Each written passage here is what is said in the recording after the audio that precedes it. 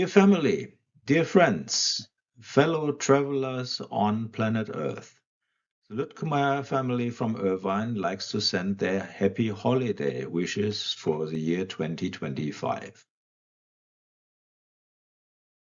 A normal year, we would send you lots of pictures from our family activities. This year is a little bit different. This is a year of a lot of change, and I like to share some of my thoughts with you. So now Santa goes out here, and I've been thinking a lot about the state of our planet Earth, which is our shared home for everybody here. And so I like to share these thoughts with you and hope that this resonates with you. So in September, I started the Trashwalker movement. You can see the Trashwalker button with a logo on the paper bag. The paper bag I found on the Glendora Mountain Road recently. It says Merry Christmas. So this is our Christmas message here. And you can see the Trashwalker logo is essentially formed by a brown hand and a white hand coming together to hold our precious blue marble planet Earth. And you can see on the left side, there is like a broken blue circle, and on the right side, there's a broken red circle.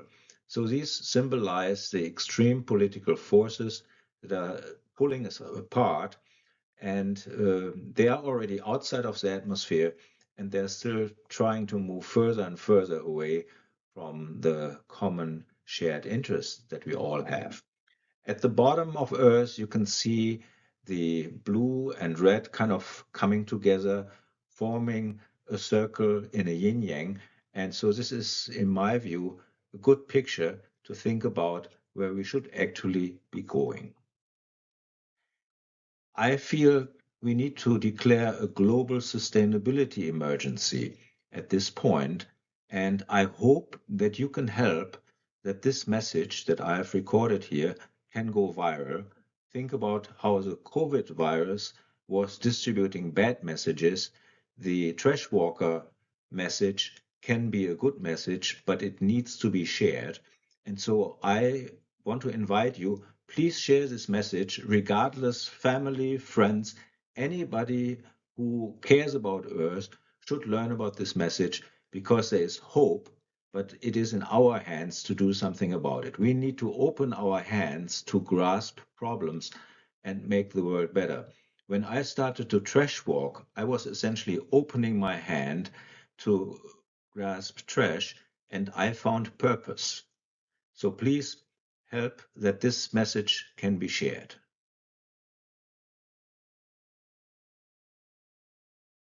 America likes to barbecue, so I like to share with you the barbecue recipe for the blue marble. On the left-hand side, you see the burner, the controller on a barbecue, and here this is calibrated in the ppm of carbon dioxide in the atmosphere. 1 ppm is 1 part per million.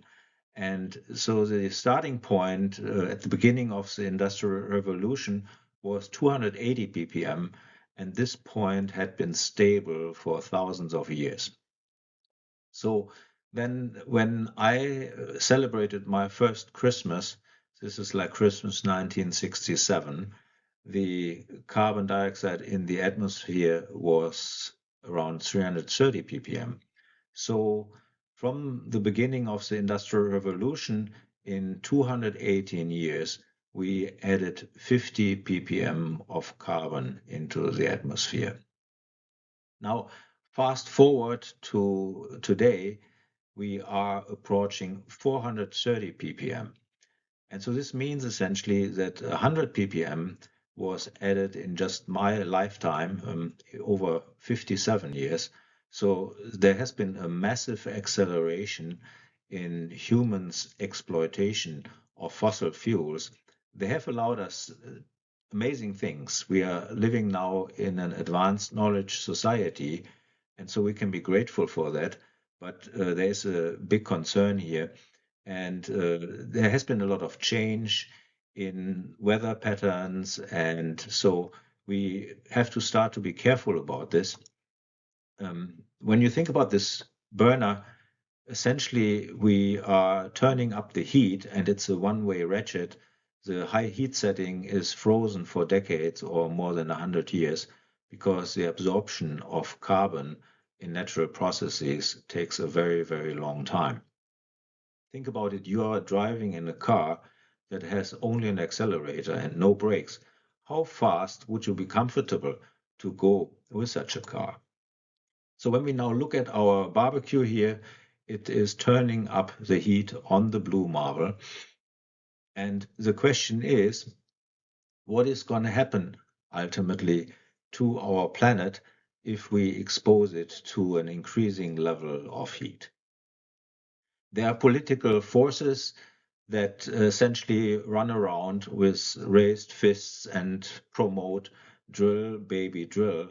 But for our planet Earth, our shared home, this essentially means grill, baby, grill.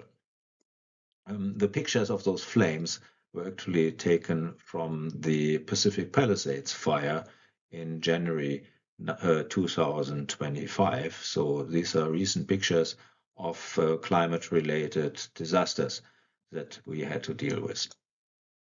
So from Trashwalker, I really like to share the message that it is so important that we need to turn off the heat. We can't keep increasing the carbon in our atmosphere without making the current problems even worse.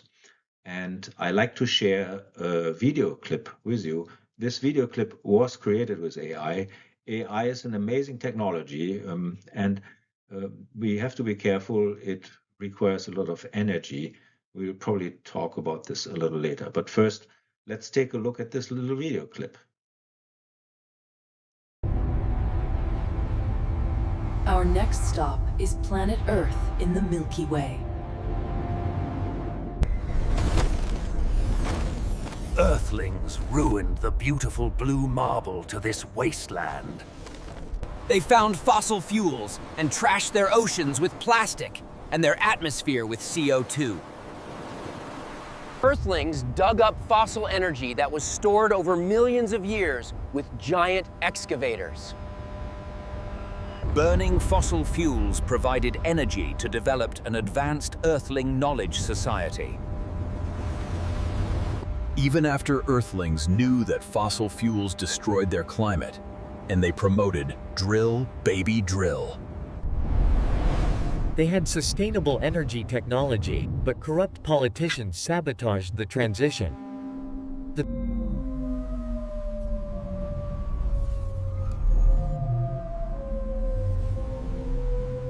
Earthlings were addicted to the fossil fuels. They destroyed the future of their children.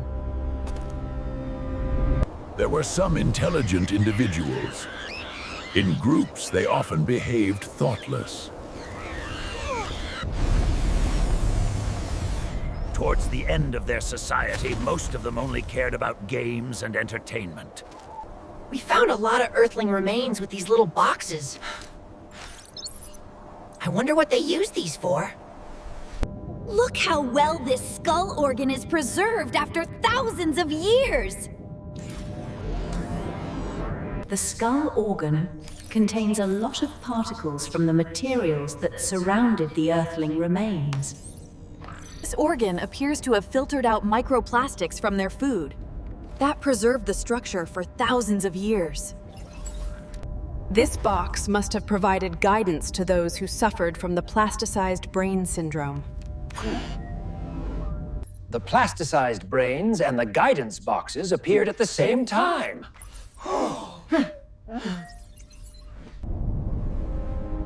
This is the place where Earthlings fought over the last bottle of clean water. The video that you just saw was created by AI, and I have to say it is an amazing tool to create pretty feature-rich video from just a few sentences of language. And so that was an amazing experience to use this. Now I have to kind of swing back into the holiday mood here. So I'm recording this on December 24th, 2025. And so the video itself is probably pretty frustrating as a look of a potential future for humanity. But the good thing is we are not at that point yet, and so we still have a chance to change our future. And so this is ultimately a message of change that I like to promote. Before I talk about the important message that I like to share, I like to introduce myself, the messenger. I'm an immigrant. I was born in Germany in 1967. In the little picture, you see me on my first Christmas.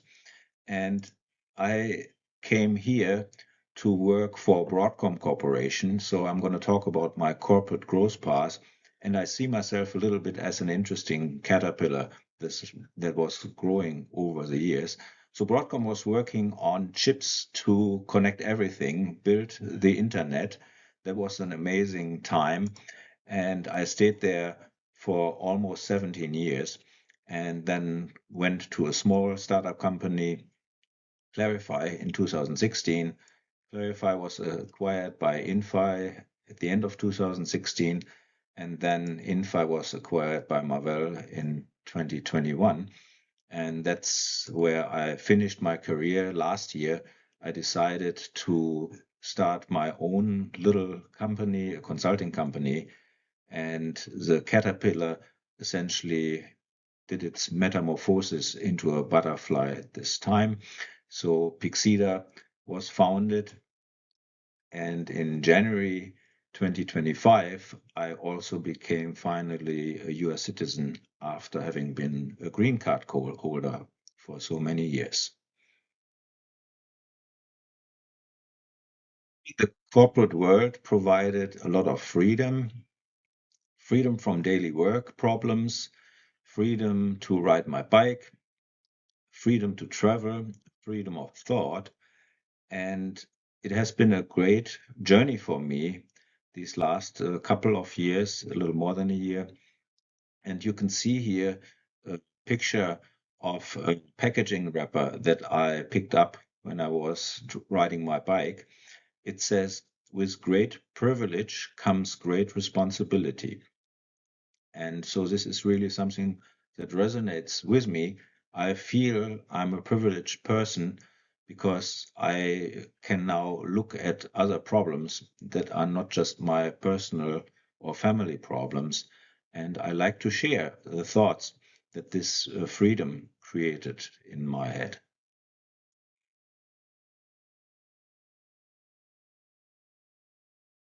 One important event that I like to incorporate in my message is that Jane Goodall passed away on October 2025.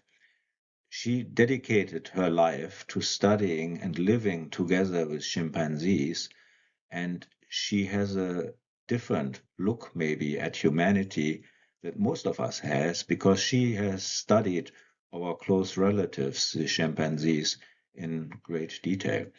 So Dr. Goodall wanted to leave us her last words. There is a documentary on Netflix. I watched this recently and I was very much moved by her message, and I like to read it out here. What message do I want to leave? I want to make sure that you all understand that each and every one of you has a role to play. You may not know it, you may not find it, but your life matters and you are here for a reason. And I just hope that reason will become apparent as you live through your life. I want you to understand that we are part of the natural world. And even today, when the planet is dark, there still is hope. Don't lose hope. If you lose hope, you become apathetic and do nothing. And if you want to save what is still beautiful in the world, if you want to save the planet for the future generations, your grandchildren, their grandchildren, then think about the actions you take each day. So this is something that is very foundational to how I think about the current moment in time, and keep this in mind as we move forward.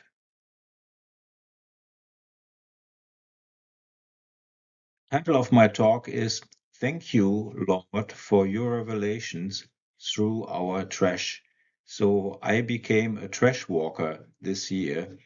I opened my hands to grasp problems and I found purpose. And so I created the logo that you see there, and I have a shirt that I can show you here. I am two, so engineers like acronyms, and two is essentially Trashwalker 1. And so that's kind of my designation in the Trashwalker movement that I started. I want to talk about shots across a bow, a sign to turn around. Here in this picture, you see a US Coast Guard helicopter practicing to shoot across a bow of a little boat so that the boat can stop for an inspection. You might think about the little drug boats that currently are shot by the US government north of Venezuela. So they're not supposed to shoot the boats, they're supposed to shoot ahead of the boats so that they can stop. But we are living in a time where a lot of things are not working as they're supposed to work.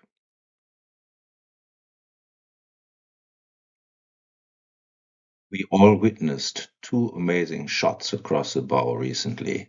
Shot number one was a shot across Donald Trump's ear in Butler, Pennsylvania, where he barely escaped death. Why did God save him in this moment? Well, he wanted him to act as a shot across the bow of all of humanity, all of us. And so here's a very important message. Mr. Trump, you received God's shot across your ear as his sign to turn around. God saved you in Butler so that you would get elected by the people and to act as devil's advocate. Your purpose is to highlight the corrupted state of the national and international order. God leveraged you as a shot across the bow to all of humanity. You must now turn around on a path to sustainability so that humanity has a future and does not march into climate hell. Thank you for your attention to this matter.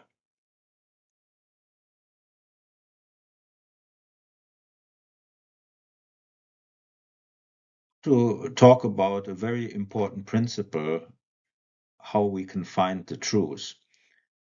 In my thinking, we really need radical change of perspective to find the truth. And so here in this particular example, if you just have a circle, then the perspective doesn't really change much when you walk around the circle. So we added here a couple of features on this circle. And now think about it. We live in this partisan divided world. There's actors on the left and there's actors of the right. And if we look in detail, the actor on the left is looking to the left, the actor to the right is looking to the right. So they're not even seeing our circle with the two white dots there.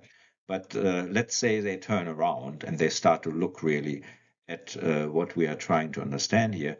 So they may both say essentially, well, we see a circle with a white circle there because they don't see the second white circle behind the other one. And now, if we look at a little bit of a more complex system and interesting problem, these two actors may look at Earth and they may look at it from these different perspectives and with very different understanding.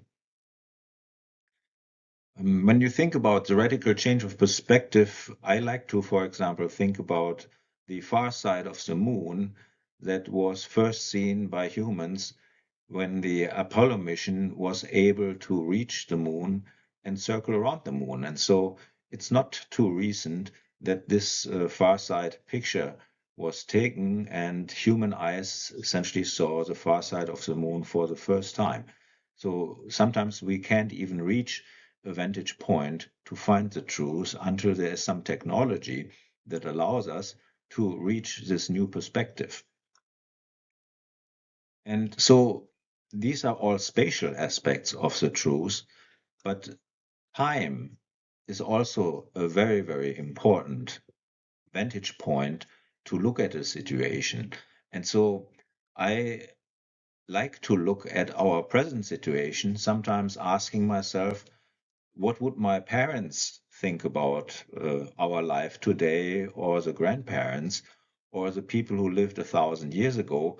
I think a lot of the technology that we have today would really be like magical when you looked at it from just a few decades ago, nobody would believe that it is possible to send messages around the whole world in fractions of a second, but we have reached this capability. So we live really in an amazing time with respect to the human capabilities.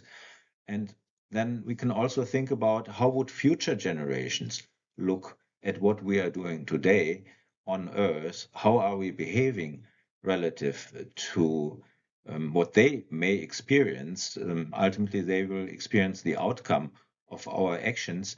And I love really a chain as a symbol of the interconnected generations. We all are connected to our parents, and from our parents, we essentially receive culture, language, knowledge, technology, so much. And then we give this to the next generation. So there is this story of humanity which can be seen as a chain, and hopefully it's a strong chain. Now, when we are stealing time, sometimes this ends up in a situation where justice delayed is justice denied. And so I'm not sure if you're thinking about something specific here. I'm thinking, for example, about how before the 2024 election, there were some serious unsettled legal questions which were ultimately not further investigated because somebody got elected to an office where he could then just stop all the justice that may should have happened. Now, I also want to go over challenges that we encounter when we try to find truth. And it starts really with the lack of senses. For example, human beings have no sense for carbon dioxide in our atmosphere.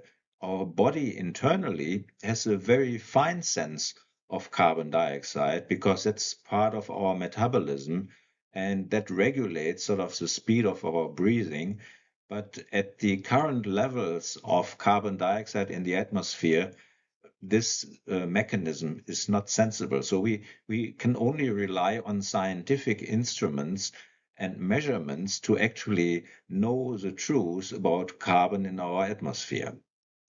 Then a second aspect is if there's a lack of light or transparency, the things that are hidden from us, we can't see them, or if it's in the dark with our eyes, we can't see things. So that's a big problem.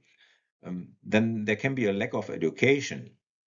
If I don't have a certain background, I cannot understand certain problems. So we rely on experts in specific fields to give us guidance and judgments as a society. And there is no universal genius that knows it all. So we really need to trust experts. Otherwise, we may run into problems. Then there's also the lack of focus. When you think about your daily life and all the different forces that are there and the different topics that are distracting us, it's very hard to actually know what's going on. Um, Everybody has his daily life challenges. Then there is work, there is family, there is your town, there is your country, there is a world, there is war in different places. And so we can worry about many, many things, but all this worrying may ultimately just freeze us into a place where, as Dr. Goodall said, we may just become apathetic and do nothing. And that's really not a good place to go. And the last item here is this willingness of humans to blind themselves with partisan blindness. Partisan blindness, the two letters PB, is actually the chemical element lead, and that's a neurotoxin.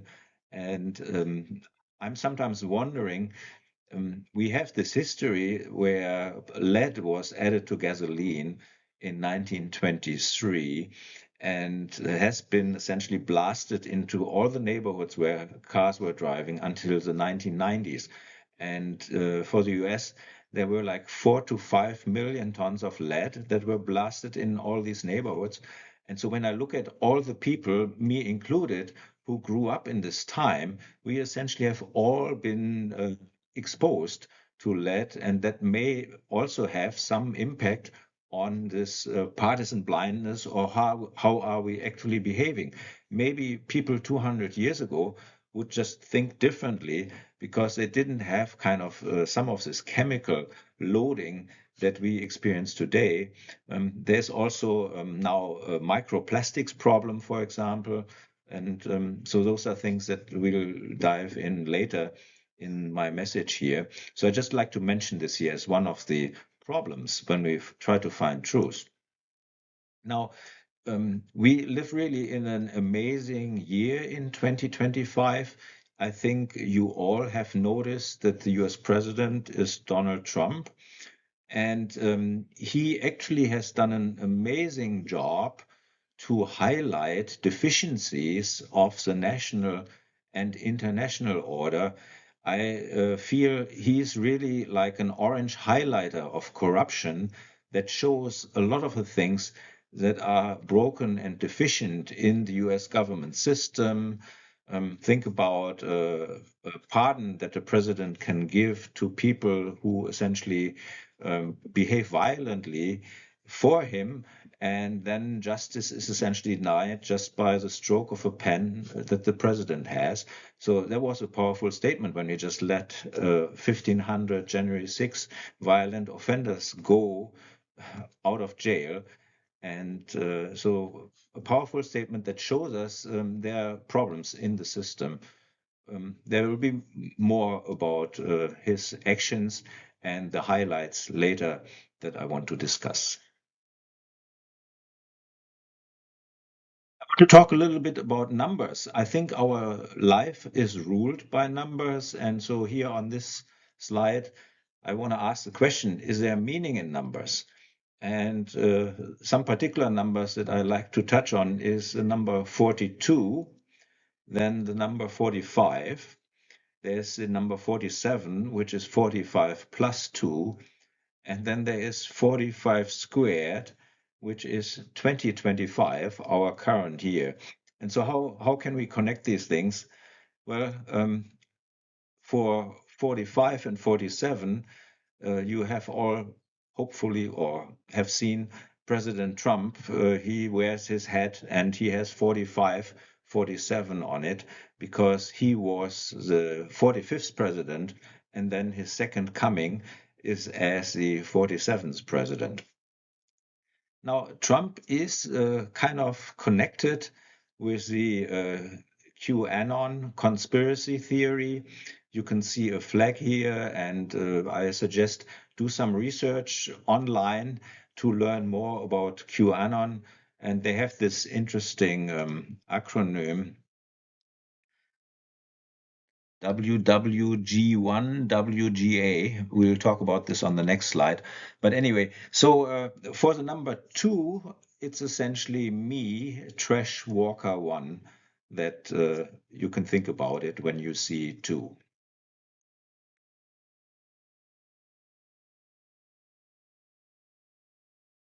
Yeah, if you want to dive a little bit more into the connection between QAnon and President Trump and the 2020 election, then the part here, Into the Abyss, QAnon and the Militia Sphere in the 2020 election by Gia Kokotakis is probably something you want to take a look at. On this slide, I like to walk you from QAnon to 2Unknown. So on the right, you can see the QAnon flag. In the middle, you can see the big Q over a US flag. And then there is the WWG1, WGA, which stands for Where We Go One, We Go All. So you can see this down there. And then in the middle, you can see the mascot of the Trashwalker movement. That's the octopus. And he's trying to get us back together. And so me as Trashwalker 1, I'm essentially now too unknown. And my motto is mega, make Earth great again. Because in my view, the whole world is connected and we really need to look at the whole world. And so I would love that my message kind of goes viral and spreads like the QAnon conspiracy theory has spread around. But I like to promote the truth about where are we going. And so you ultimately decide if you forward this message to other people and they share this, then there's hope for us that this message can help people to understand that ultimately we have the power to change our own lives to the benefit of all of us. So when I was reading Where We Go One, We Go All, I was actually thinking about lemmings going over a cliff. I think that's pretty much where we go one, we go all. If there's a leader going down the cliff and the lemmings are following him. So I was looking this up, and then interestingly, what I learned something here. So the idea of lemmings jumping off cliffs is a myth that was largely created and popularized by a staged scene in a 1958 Disney nature documentary called White Wilderness. So it looks like this were some white lies here that were promoted by Disney that have created essentially this wrong association in my head, and probably many people of you also. I mean, when we talk about lemmings, there's always this association that these lemmings are just stupid and they're running together over the cliff. And it's not true. So I think this is very important to realize that some of the things that we believe to be true are actually not true. So I hope maybe this also helps you to kind of check your own knowledge about what lemmings do. So they are not stupid. They don't commit mass suicide. So the lemmings are actually a wonderful segue into thinking about evolution. And so here in this picture, you can see kind of how the chimpanzees started to move more and more upright. And at some point, there is Homo sapiens appearing, and people are giving tongue-in-cheek Darwin awards to individuals who essentially commit very stupid acts and then eliminate themselves from the gene pool.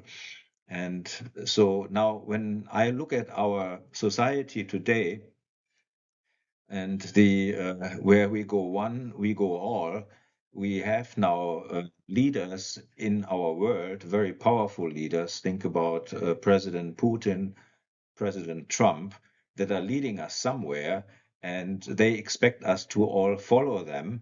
And when I think about where these people are leading us, I'm really thinking about a cliff and a collective Darwin Award that we may all earn if we continue on the path where we are today.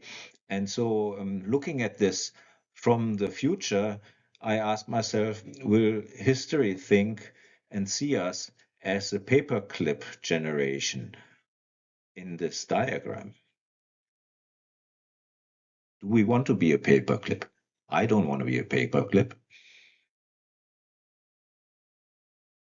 So it's time to get back to my numbers. And so Douglas Adams, he wrote The Hitchhiker's Guide to the Galaxy. And in The Hitchhiker's Guide to the Galaxy, there is the number 42 as a very essential result. And so here's the story behind this. 42 is the answer to the ultimate question of life, the universe, and everything, as calculated by the supercomputer Deep Thought. The humor and irony of the situation stem from the fact that the question itself is unknown. After calculating the answer, the supercomputer Earth was then built to determine the ultimate question, taking millions of years. So you and I, we are all on Earth right now. And so our task is, per the Hitchhiker's Guide, to essentially come up what was the question that led to the answer 42. And I'm very happy that I can actually share the question with you after being essentially a free person for 18 months. I gained some insights and I'd like to share this with you now. So here you see my mountain bike this spring on the ground, and I was essentially finding this number 42 on the road. And so this became a reminder that the question had not been found yet. And so I have been thinking about what question could there be that is relevant and leads to the answer 42. And so I essentially found in my head that the question is, which US president had a vice president who pointed out an inconvenient truth? And so, if you know your history of the presidents and vice presidents, and maybe you have looked at an inconvenient truth that Al Gore created? Well, the answer is Bill Clinton, who is the president number 42. So I think at this point, the ultimate purpose of life, to find the question to the answer 42, has been fulfilled. And so we are now kind of living in the time after our purpose has been fulfilled. And maybe this is now just all fun and games at this point, or should we be thinking about future generations and our responsibility to those?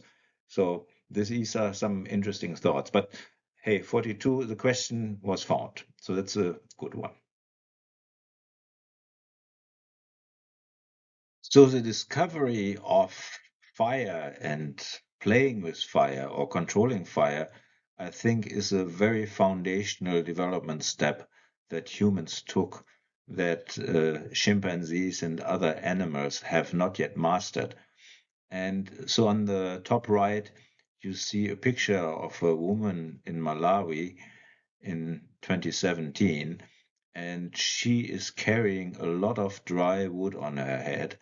Dry wood has about an energy density of 18 megajoule per kilogram, and women in Malawi spend up to 6 days to collect fire, essentially for cooking and whatever they do with fire.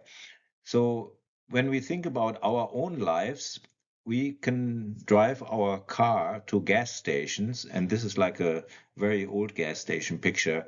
When I drive to my Costco here and get gas, there's like 3 rows of like 3 to 4 um, pumps where I can get gas, and gas has an energy density of 45 megajoule per kilogram. So this is much, much higher than dry wood.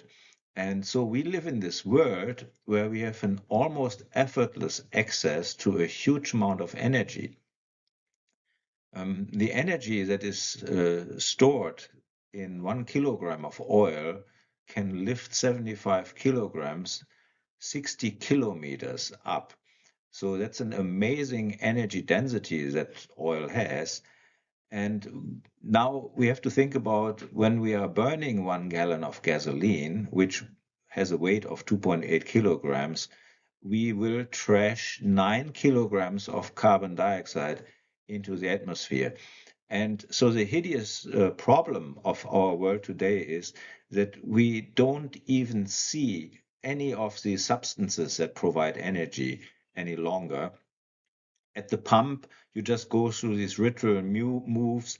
You pull out the hose, you plug it into your car, you start the process, you wait a couple of minutes, you see kind of the wheels are spinning, the numbers, the numbers that control our lives. So one is essentially the money you have to pay, and then the other one is the amount of gasoline you got, measured in gallons here in the United States. But here in California, you can't even smell the gasoline because we have essentially rules that the vapor has to be reabsorbed, which is good for the environment, but it essentially sort of touches us even more from the materials and processes here. And then once we start to drive around, you know there's a tailpipe of your car, but carbon dioxide and water vapor, which are coming out of our engines, mostly, they're invisible. I mean, if you have like a diesel or you see a diesel truck, sometimes they have these black sooty clouds that they leave. So at that point, we do appreciate that this is not good, but we don't really think about all these this trash, this carbon dioxide trash that we emit from our cars. And so, what I like to get into your head is whenever you go to the gas station, think about each gallon of gas that you are filling into your car. It will ultimately end up in the atmosphere as 9 kilograms of carbon dioxide. And we'll talk about some of those aspects later. But a little bit mindfulness, I think, helps a lot when we think about energy, how we use it. So please think about those things. Yeah. So when you get 20 gallons of gas at your gas station, that is essentially 56 kilograms of gasoline that you get. And if you had to collect this as dry wood, you would have to collect 140 kilograms of dry wood. And so um, when you start to carry something, I mean, as a trash walker, I sometimes run around with a heavy bag of trash, and it's hard work. And getting 140 kilograms of dry wood would take us a long time, probably something like 6 hours, like the women in Malawi. And I think we would appreciate energy in a different way when we would sort of see it, touch it, and have to work it in a different way than just sort of have money deducted from some credit card account, which is really sort of a magic process if you think about it. Yeah, my mom and my family, they're still in Germany. And so that makes me fly to Germany once in a while. And so when I'm on an intercontinental flight from Los Angeles to Frankfurt, it's like 9,300 kilometers when you take the direct route. I always am amazed about flying. I try to get a seat at the window, and you can see here like a picture that was, I think, taken during the approach to Frankfurt. And it's such a interesting perspective. You see the countryside, meadows, forests, beautiful things. But if you think about this whole um, mechanism, the airport, the airplane, millions of people fly every day, and there is actually very, very few uh, accidents, or there are very few accidents. And so, how is it possible? And the reason why is that whenever there were problems, people investigated the problems and they fixed them. And so, by fixing problems, we have made this amazing transportation system. And so, sometimes people get upset when they're in the plane and the neighbors and so forth. I think it's really good if you just sort of focus on how would this actually look for somebody that was living in the days of Christopher Columbus, who went with his tiny little boats to find America. I mean, we have come such a long way.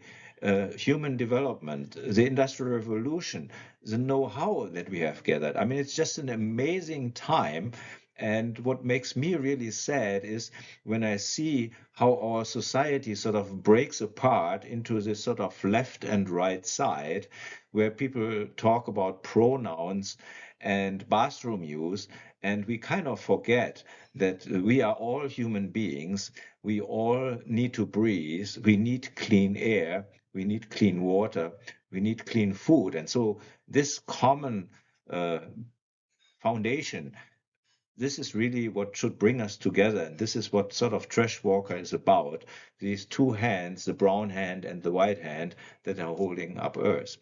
So this is what motivates me to try to get this message out to you. So when you are flying internationally, your plane will probably use about 1 gallon of jet fuel for 100 kilometers for one passenger.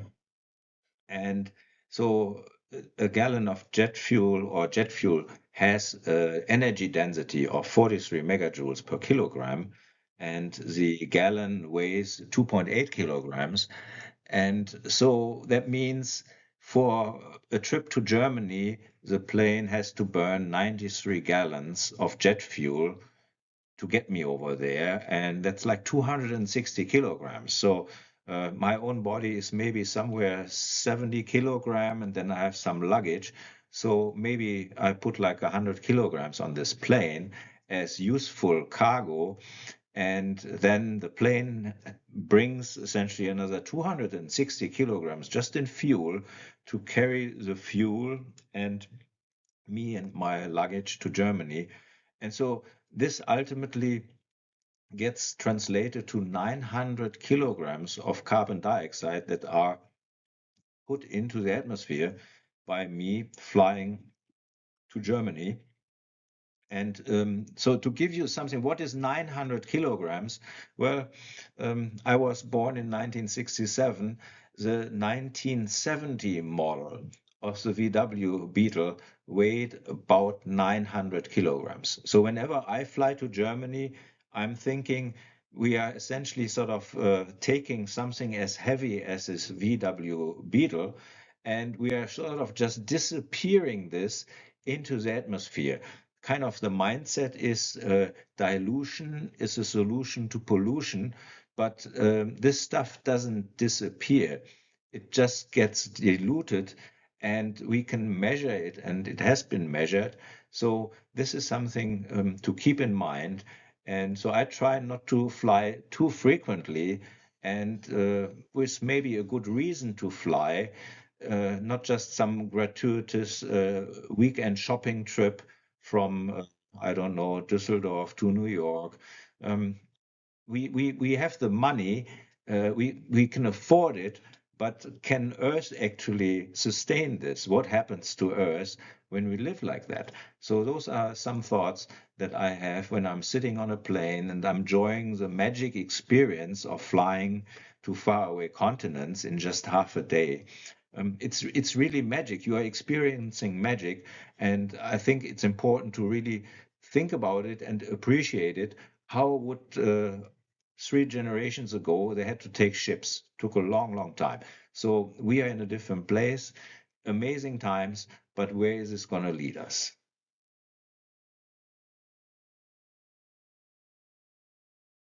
Last year in summer, I was visiting the Hambach lignite coal mine in Germany, and this is essentially an area where 45 kilometers, square kilometers, have been dug into a hole that is 400 meters deep, because after 300 meters, you get to a lignite coal seam that is 100 meters thick. And so human beings have built these giant bucket wheel excavators. They just look like ants from the vista point in this picture. But humans have amazingly powerful technology. Like we have these airports that move millions of people. We have giant machines that can extract millions and millions of tons of sand and lignite coal from these holes. But look at the destruction. I mean, this is just a mind-boggling experience to stand there and think about humans did this. I mean, if you take your little shovel and you start digging, there's no way you would ever get to coal that is 300 meters deep just by yourself. And so that's an experience. And then at the bottom half, I took a panorama from my recent visit at home, and you can see how wind turbines are essentially dispersed over a large area, agricultural area. And this is a way less destructive picture. I think you can understand that. Everybody would probably understand that, that this is way less intrusive, destructive way of providing essential electricity that we need for our modern lifestyle. So I feel we are actually blessed that we are in a time now where we have alternatives to digging up fossil fuels and trashing our atmosphere. We can essentially just hold these rotors into the wind, and we have solar panels that we can hold into the sun, and we get electricity, and then we have batteries that we can store some electricity. So we are really at a transitional point where we can kind of really start to leave fossil fuels and the trashing of the atmosphere behind. And what makes me really sad is how we have now a leader who is talking about beautiful, clean coal. If you ever went to a real coal mine, you know that beautiful, clean coal does not exist. And so you may be familiar with the term gaslighting. Gaslighting is essentially coming from some movie where a person sort of reduces the light, which was gaslight in those days. So people were burning gas to have light. So he would turn down the gaslight slowly, slowly every day, and would tell his wife that no, the light hasn't changed. So the wife essentially lost her reference point. Now, when I hear beautiful clean coal, I feel this is sort of taking gaslighting a few hundred meters below ground. So I have coined the term coal lighting. So when President Trump is running around talking about beautiful clean coal, I feel he is coal lighting all of us. And we should actually feel some revulsion in this. I mean, this is such a disrespect if you think about how coal miners risked their lives to get coal out of the ground. Health and life were risked. And now we talk about this like as beautiful clean coal. These men have the coal in their lungs, and the stone finely ground is on their lungs. And so I think we should appreciate the work that they did, which allowed us to develop this modern knowledge society. But we should also now embrace better technologies so that our children don't have to work like coal miners. So that's something that I really like to keep in mind. Yeah, when you go out there, you ride your bike here, even in a city like Irvine that is very clean. I found last year in December these nitrous oxide laughing gas canisters. So you start to appreciate in your community there's some stuff going on that is not part of our life. Nitrous oxide is laughing gas, and I guess people use this to maybe have some fun in life. They're getting intoxicated. And so I actually repurposed these canisters by using them to balance a pulley system in my garage that is holding up my EV charging cords. So I'm really a fan of repurposing and recycling rather than wasting resources. Here you can see a comparison between Christmas 2024 and Christmas 2025. So on the left side, you saw this picture. So it's amazing. I went mountain bike riding in a different place recently, and I found these giant canisters. Last year, the ones that I found, which are balancing my pulley system, they held like 0.375 kilograms of nitrous oxide. The things on the right side, there's like one that is 2 kilograms and 3 kilograms. And so this is kind of on a bad trajectory. I don't know what's going to happen next year. I might not be able to carry a tank home if this grows by a factor of 8 or so continue. So I'm really worried, where's our society going with all this drug use when I see this? Yeah, speaking about finding things, on the left, this is like a key for a wheel lock, but then on the right, you can see some joint. I think this is marijuana. I'm not an expert on these things. I just find these like in the nature reserve where there shouldn't be any fire. So I'm concerned there is some person smoking there. And so it's sad that our society is so addicted to drugs.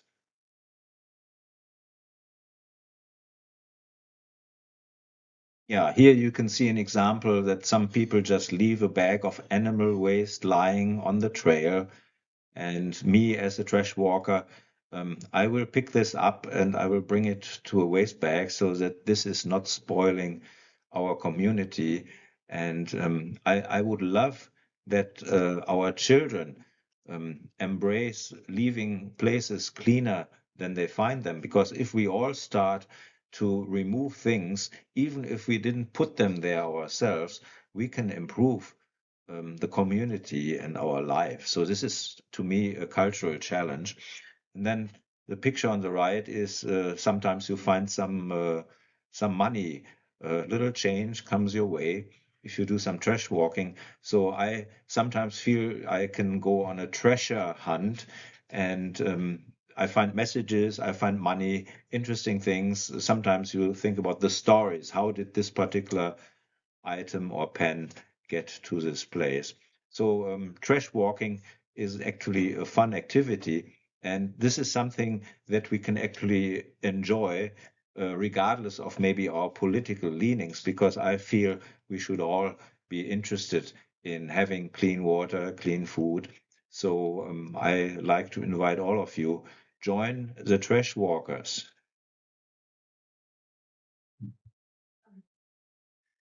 So in August, I went up towards Santiago Peak on the Santa Ana Mountains, and you can see that the whole mountainside there has burned down. This is from the airport fire that started in October 2024.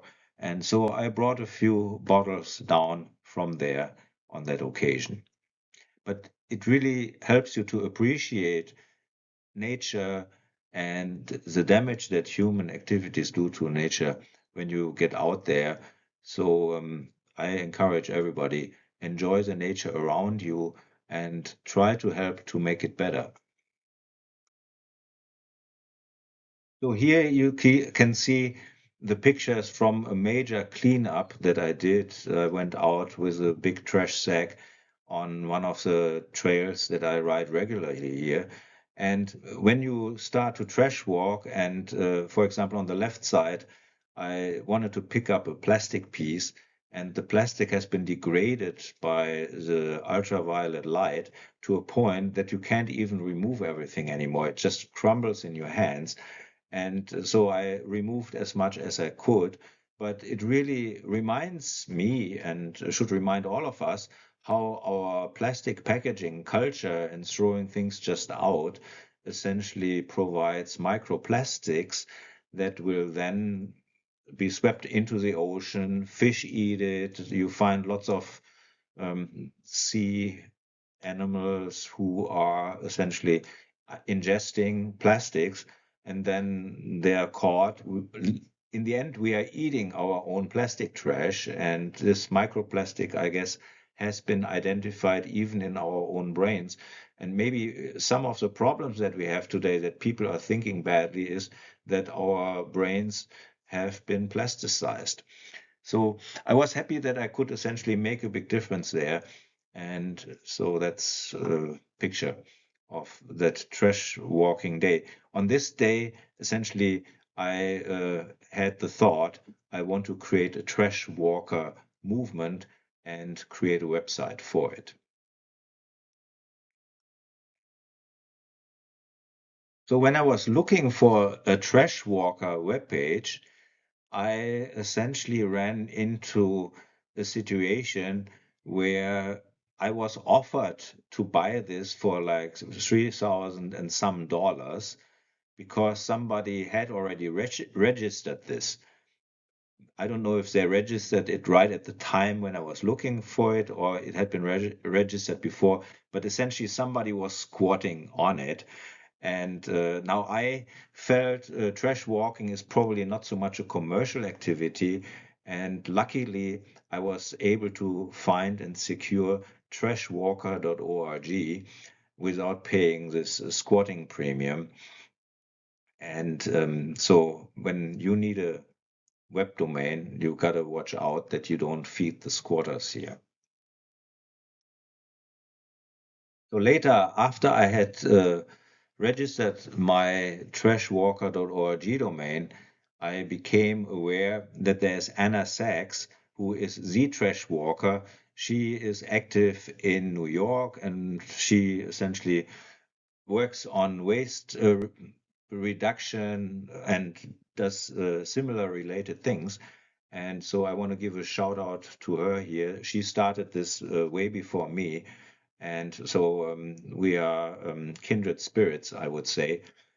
Maybe my focus is actually growing a little bigger than what Anna is looking at, because I'm thinking about sustainability also along the lines of our energy systems and also our political systems.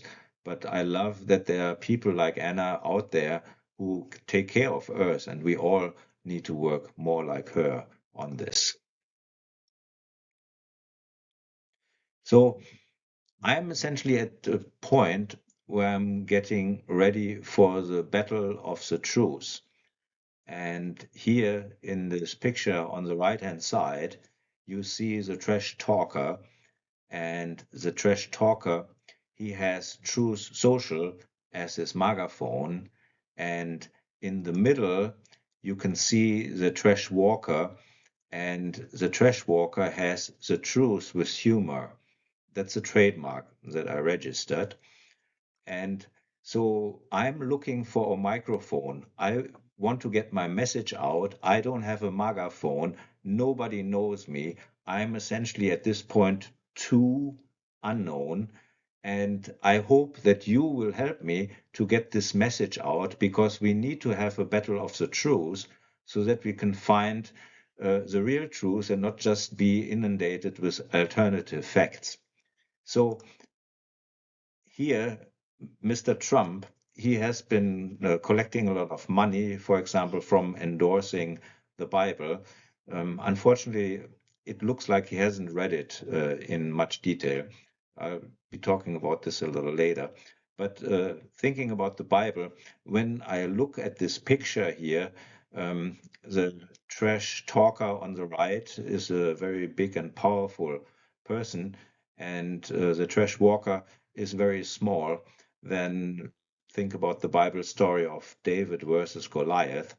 And what gives me hope is I think you know who won this. So I feel ultimately the truth can win.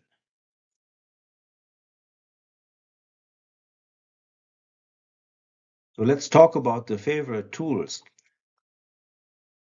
The trash talker has his fist as a favorite tool. Fight, fight, fight.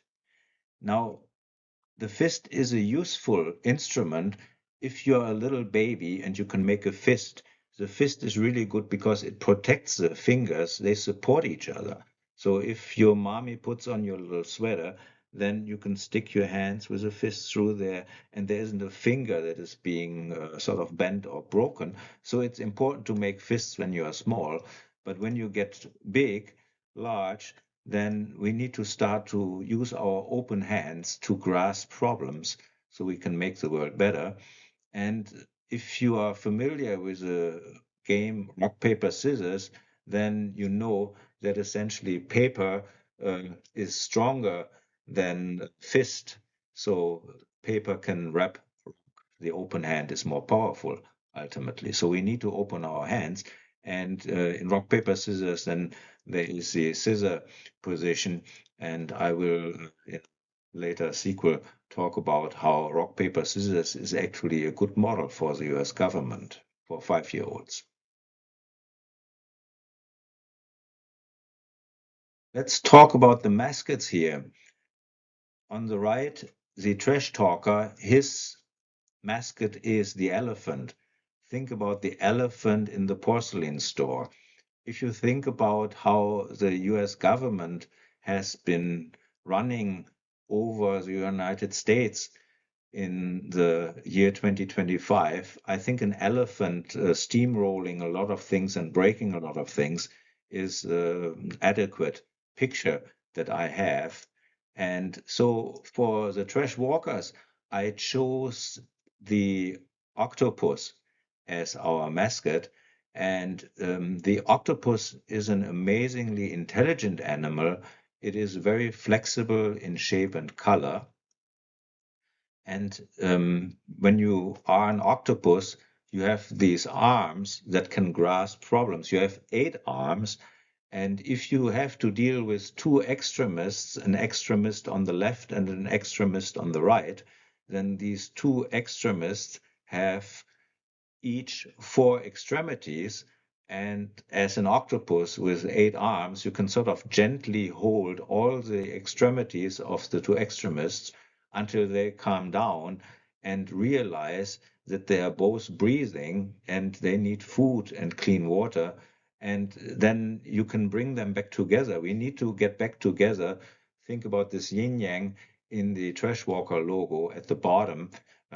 If we come together, we can get Earth back running in a way that there is a future for our grandchildren and their grandchildren. So this is something that I hope to achieve by reaching out to all of you.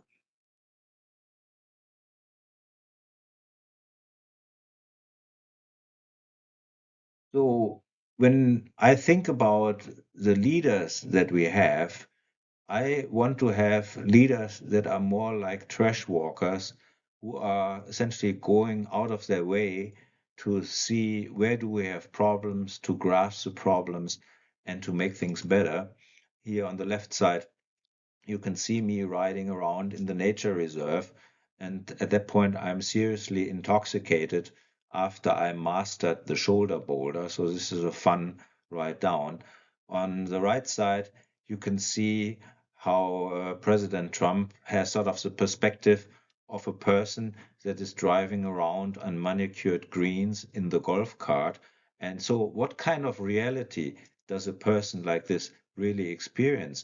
Does he see the problems of nature, the problems of drug abuse, the paraphernalia that a trash walker will see? So we need to get leaders who can actually understand the real needs of the world. The billionaires, they live in something that does not share much with us. And so really our political world needs to change in a way that our leaders know what's actually going on in our lives.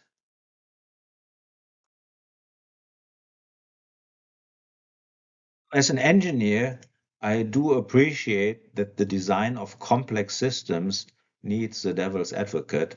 We talked about how airplanes are so safe because after every accident, there's a thorough analysis and then the problems are removed, fixed, and that's how flying became so safe.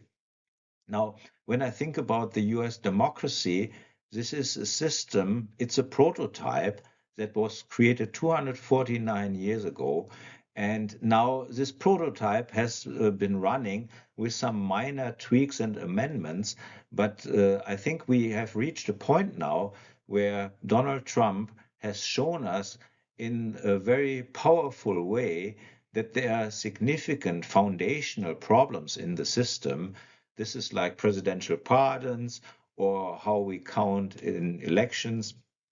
And so President Trump is really a wonderful, powerful highlighter that shows us where the system should be fixed. And so when he is building a big, beautiful ballroom, I'm thinking we, the people, we actually need to start to think about how we can fix the democracy so that the democracy counts votes. We are told your vote is valuable. Well, then votes should be counted like money. Let's have our votes count like the rich people want their money to be counted. And so I think we need to really make some amendments so that the system of government can also work as safely as our airplanes are working. And so I'm kind of grateful for the second coming of President Trump, because he is really a teachable moment for all of us to really appreciate how the design of the US democracy has kind of enabled corporate interests, special interests, billionaires to throw their money around and manipulate us with the TikTok algorithm, or how corporate media is working. There's Fox News, there's MSNBC. We need truthful news.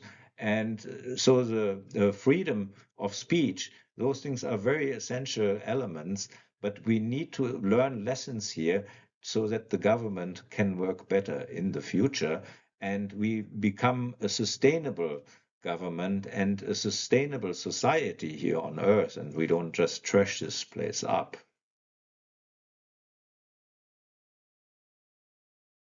At this point, I want to say Merry Christmas to all of you.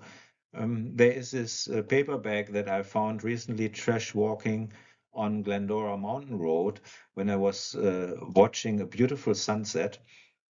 So I will continue this. There will be the Trash Walker's Guide to Sustainability. And in this, we will talk about the US gerrymandering arms race. I will talk about Schrödinger's cat voting system, kind of a tongue-in-cheek, redesigned voting system that would become fair and more entertaining. I'll be talking more about US cargo cult democracy, the corrupt crypto coin casino, and I will also share how I found Jesus in Irvine after creating the Trashwalker webpage. And I also want to talk about addictions, and there's drug addictions. We have the OxyContin addiction crisis that is behind us. We are also addicted to fossil fuels. And so I want to take those topics. But at this point, thank you for listening. And please share this forward. I think this is an important message that needs to reach people so that we start all to think about all our daily activities. What does our use of energy actually create in our atmosphere?